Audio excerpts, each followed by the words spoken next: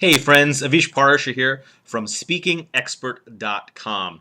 I want to share with you a real simple but powerful technique that'll help you design your presentations, market them, make contacts, and start building your speaking business all at the same time.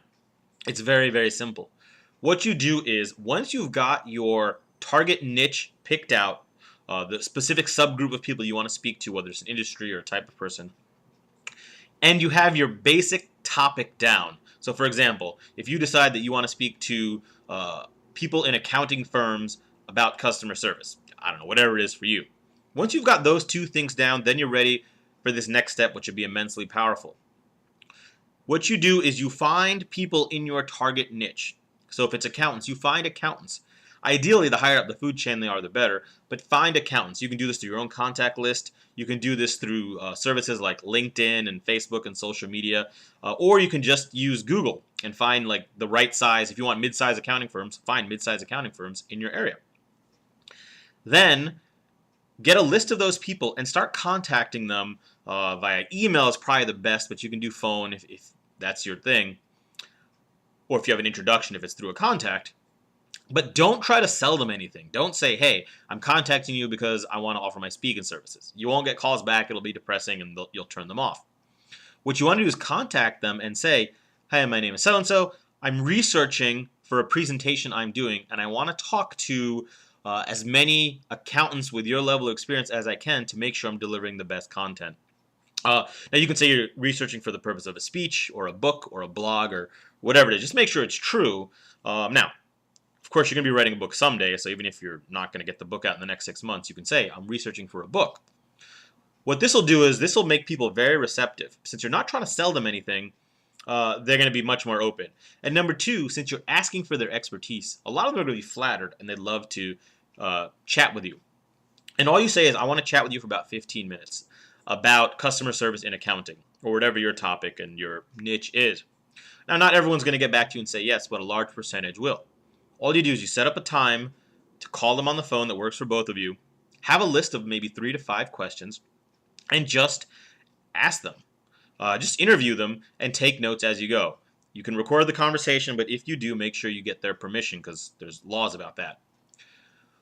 This is going to do quite a few things for you. Number one, you will develop intel that's going to be tremendously valuable to you when it comes to developing your speech. Because questions you're going to ask them about are, what are the biggest challenges you see? What do people need help with? What would help you in your business if this situation was better? So you ask all these probing questions. So you're going to discover what needs to be in your presentation to have maximum impact. Along the same lines, the answers to those questions will write your marketing material for you. If you probe deep about what your target market needs, well, you're going to put that in all your sales copy and all your marketing brochures and the website and all that stuff. So this is going to help your marketing. Number three is you're going to actually make contacts. Some of these people you'll talk to once and that'll be it. But at the end of it, be sure to ask them 2 things. Number one, would you mind if I have any follow-up questions if I can drop you a line? And number 2, say, when I'm done with whatever, the results, the book, the report, the website, the blog, I can send you a copy if you'd like. People, of course, are going to say, sure, I'd love to see it because you just interviewed them. This gives you an opening to follow up with them and stay in touch. Some of them you'll build a relationship with. And even in the process of the conversation, they may say, this sounds really interesting what you're doing. We could use that here, or I know someone who could use it. Now, don't go in and try to force that because then they're gonna feel like you lied to them. Maintain it as an interview. If they bring up the idea of, hey, this is something that we could use, now you've got a sales conversation going. But in 3 months, 6 months, whatever, you can follow up with them and say, here's my material, here's what I've come up with from the results of my study. If you know anyone or, is this something you'd be interested in, and so on. So you've opened the door so when you contact them in a sales context, they're receptive to it because they know who you are, they know why you're contacting them.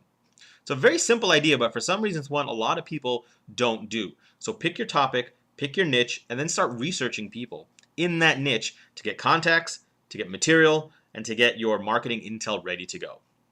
For more great ideas on marketing your speaking business, building it, making money, and on delivering and creating great presentations, be sure to visit SpeakingExpert.com.